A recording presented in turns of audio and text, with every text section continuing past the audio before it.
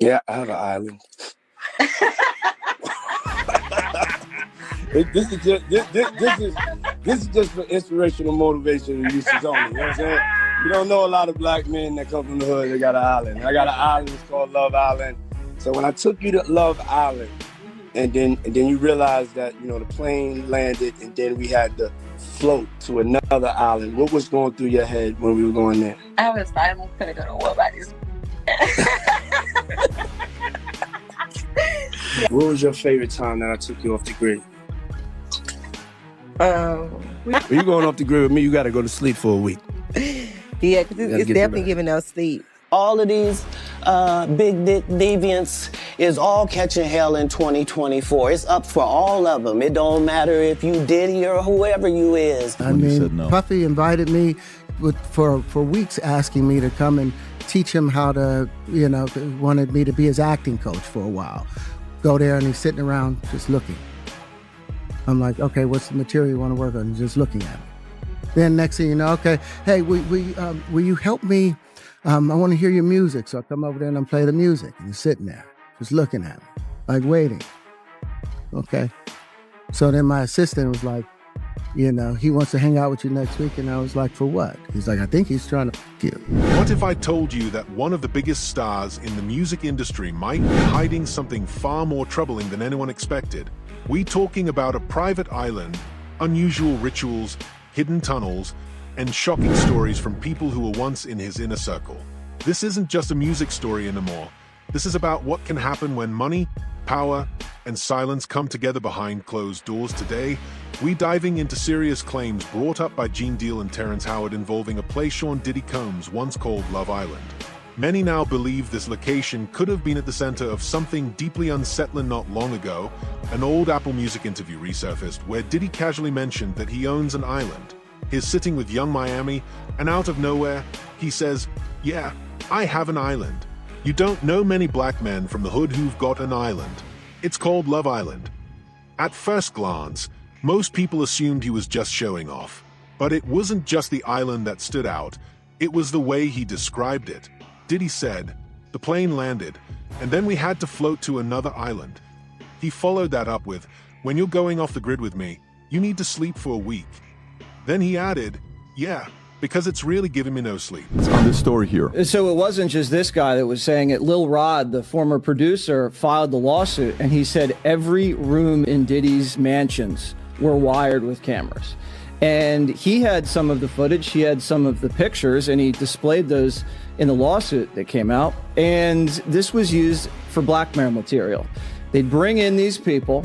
A lot of these people were also aspiring young artists in the music industry. And then these parties were sponsored by Motown Records CEO, Universal Records CEO. This goes all the way to the top.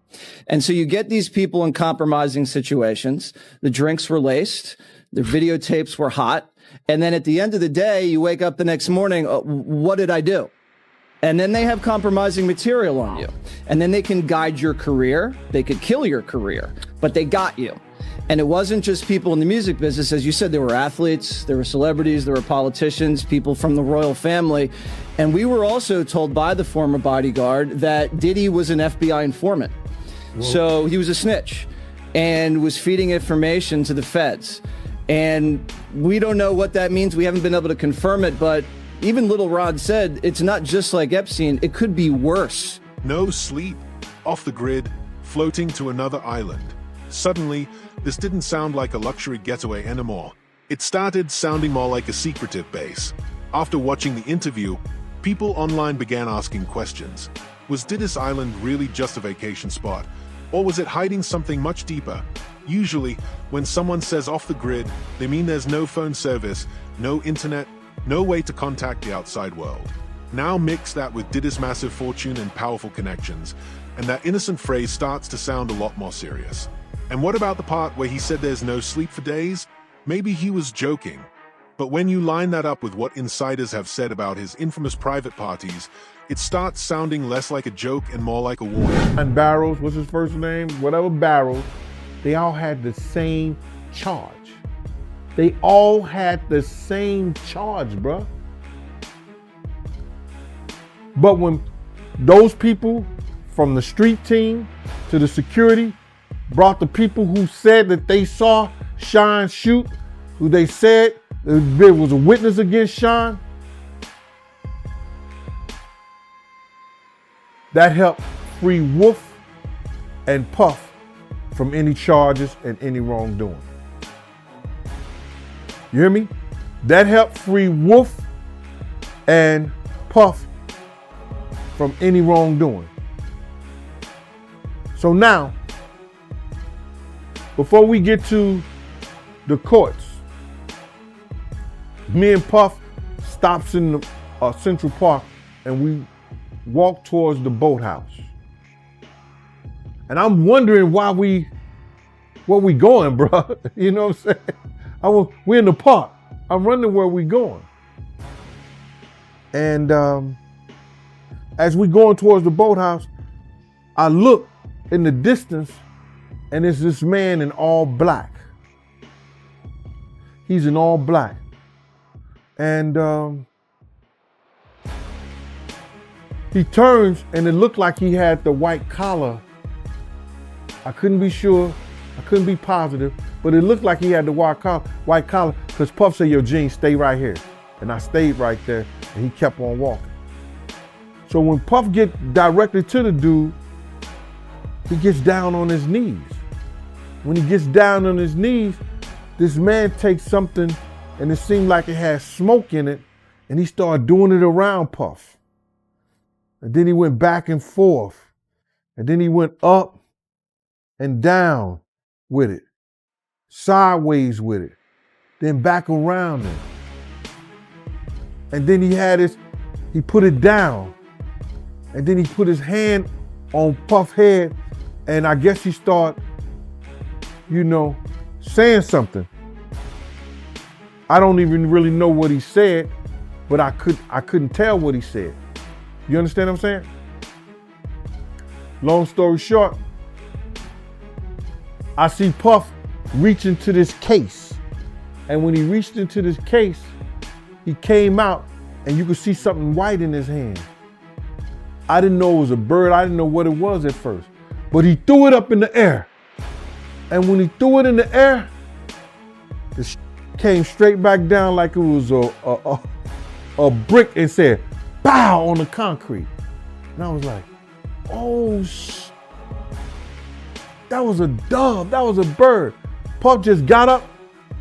Puff just looked at the dude and just started walking towards me. And I was like, oh, and he's getting closer, and he's getting closer. As he's getting closer to me, in my mind, in my cynical mind, I'm just like this.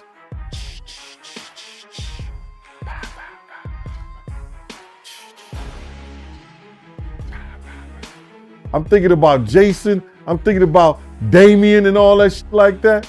And that nigga he just walked past me. He didn't even say nothing like, come on, Gene, let's go or nothing. He just walked past me and I just started walking with him.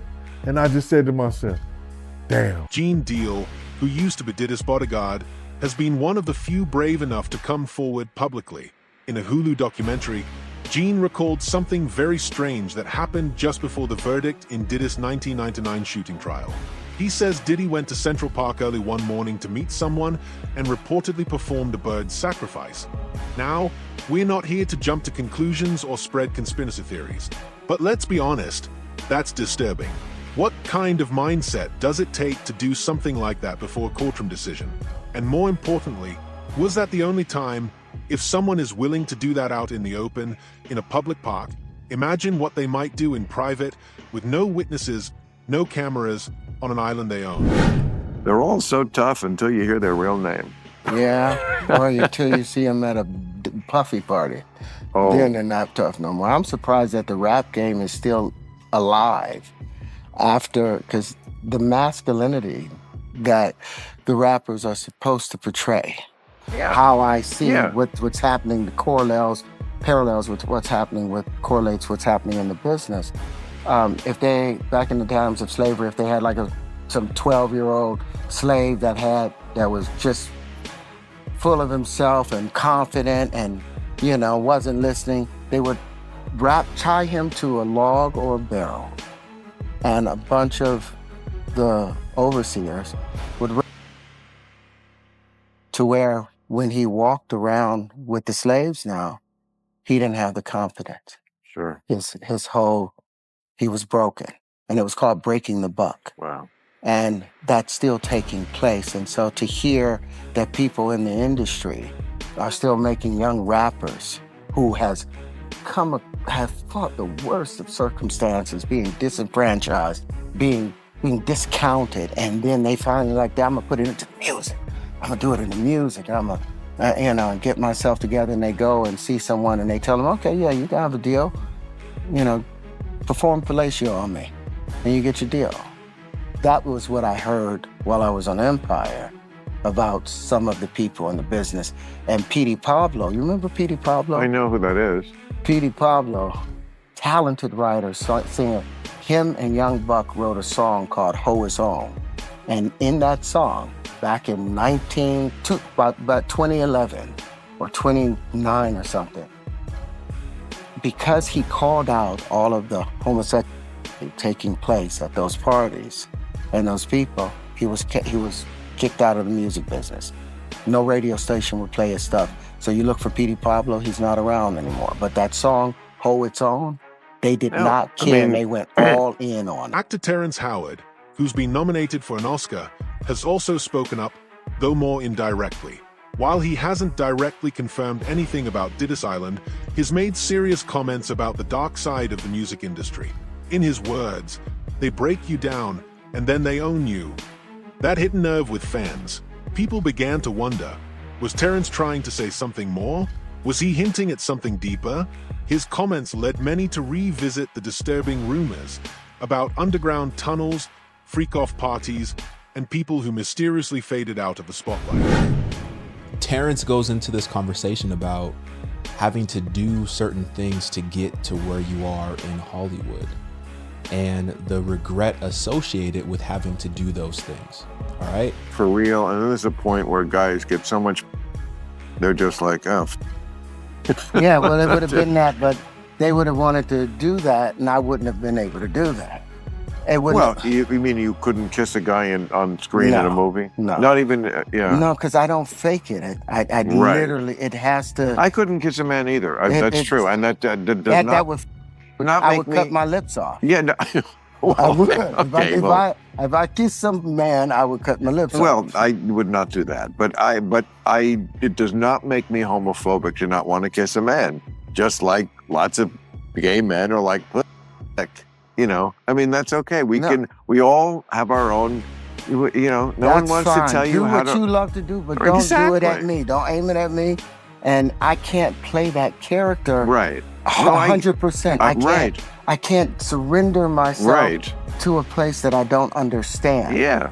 And so that's the end part of that story of what I had to I can let understand. go. I can understand it. I'm just not of it. I mean, I could certainly understand men attracted to men. I mean, homosexuality is in nature. Animals. There are many, many, many animals. Yeah, the bonobos, the bonobo monkeys, they practice it. Well, practice it. They do. All of them. Their whole community, the whole colony, everything. The bonobos, the entire interaction is. Can't be all of it if they still make it. No, but they still do that. But it's seen in there. It's seen in those places. But for me, with my constitution of what matters as a man, for me, that's the part that I can't. Maybe the bonobos are gay. Every once in a while, the bonobo thinks he should try, like Elton John when he married that girl in 1989. I mean, we all knew it wasn't going to work, but you got to give it a shot. Who knows? I said that to Lee Daniels once we were on set shooting Empire. Over the years, multiple reports have come out from guests, former staff, and others describing Diddy's private parties as wild, secretive, and locked down tight. These were not your typical Hollywood parties.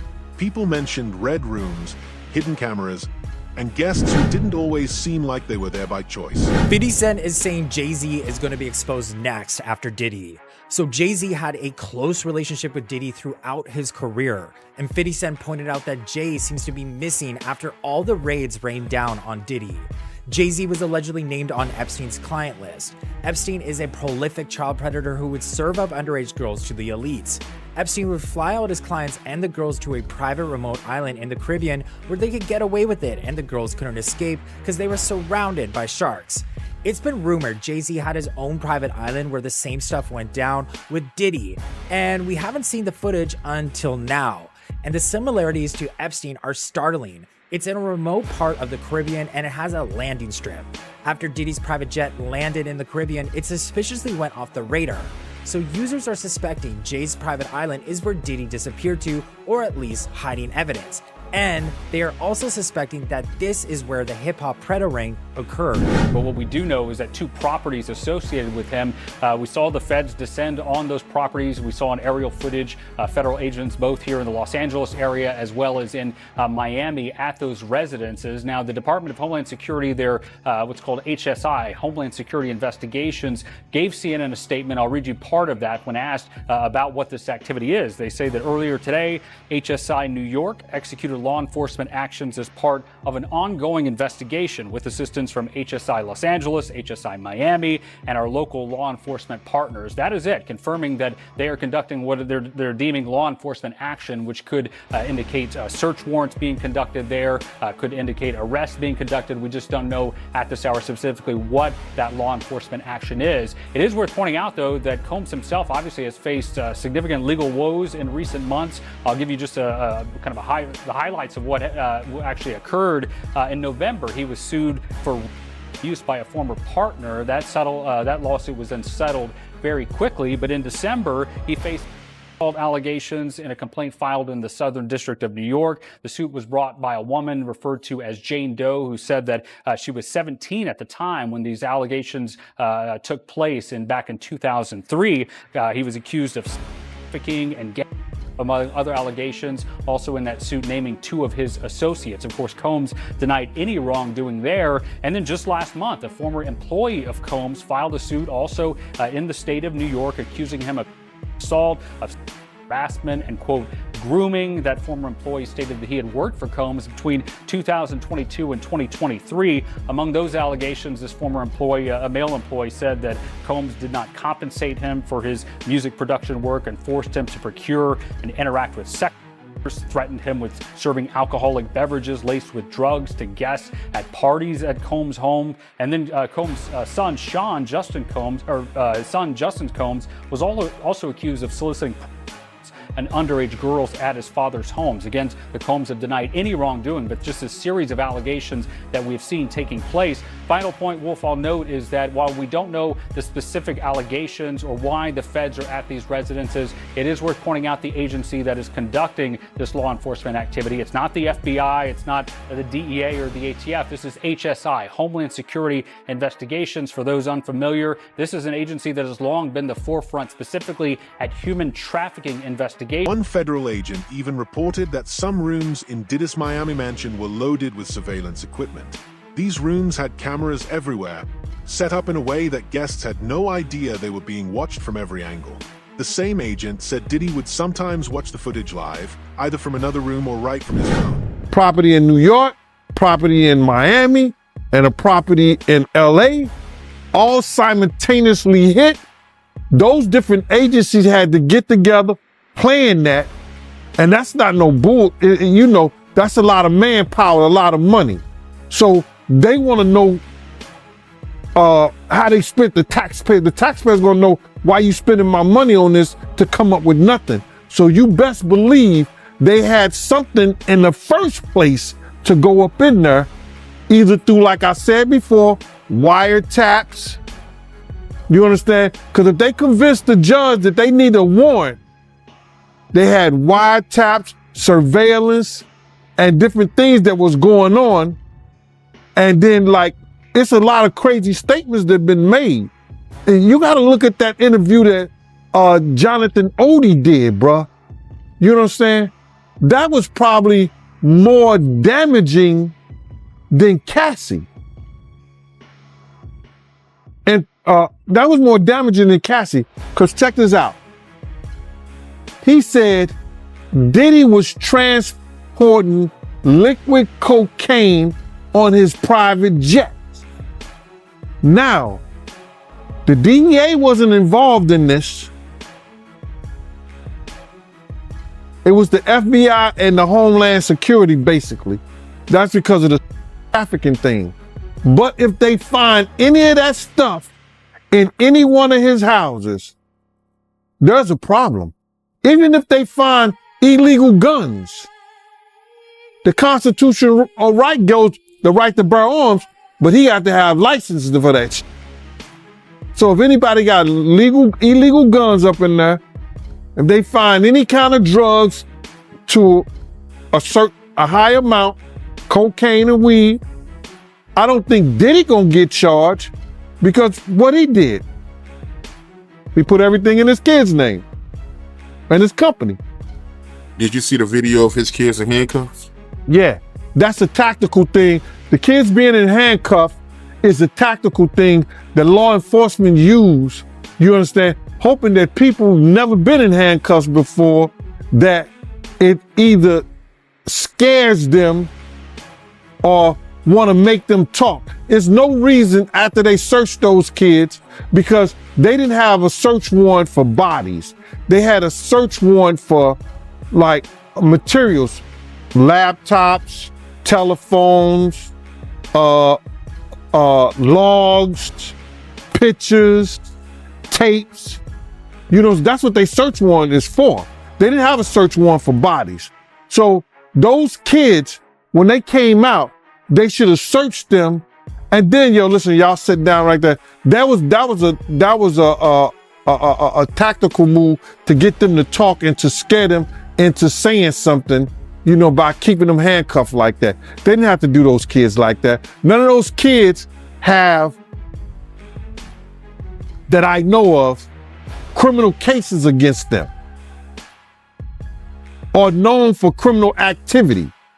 So there was no reason for them to do that. If them was the damn Rockefellers or somebody else, they wouldn't have had their kids handcuffed like that. But you got to realize their father has painted a crazy picture to the authorities. You understand? It's a crazy picture, and people don't realize this, brother. So if this level of surveillance was happening inside his homes, what do you think was going on at his island? Earlier this year, when authorities raided Diddy's Los Angeles mansion, they allegedly discovered a secret tunnel. Yes, a hidden underground passage inside a multi-million-dollar home. That opens up a lot of questions. Why would someone build something like that? Tunnels aren't made for fun, they're made for secrecy. And if there was one tunnel found in LA, could there be others underneath Love Island? Nobody knows for sure. But the questions just keep stacking up. That a new Peacock documentary called The Making of a Bad Boy claims it's going to give people an inside look at Diddy's world. In the trailer, several people say they saw the red rooms with their own eyes and that they know exactly what went down in them. Yes, there were shrines used for rituals. There's bloody places. There's parts where there's limbs. People cut off limbs and want you to have.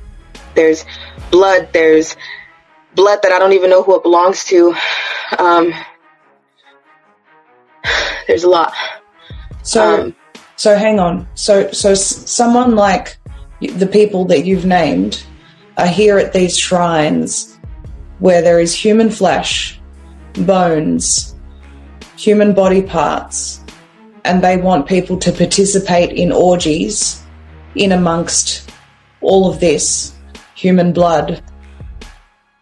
Is that a satanic ritual?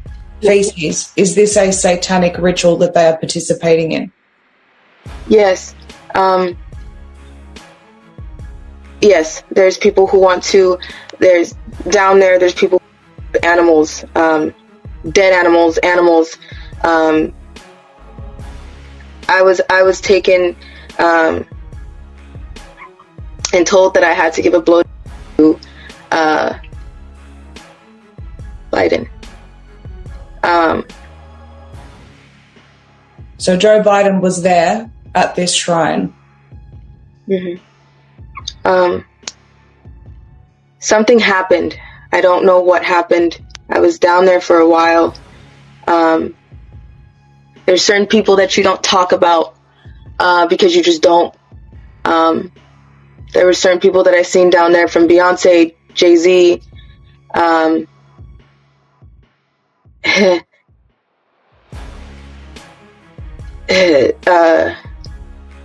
You don't tell on P. Diddy, but P. Diddy. So you said you don't tell on these people. Is that like a code that all victims adhere to? They don't talk about this stuff? Yes, you don't, because nobody's gonna believe you. You're nothing to them.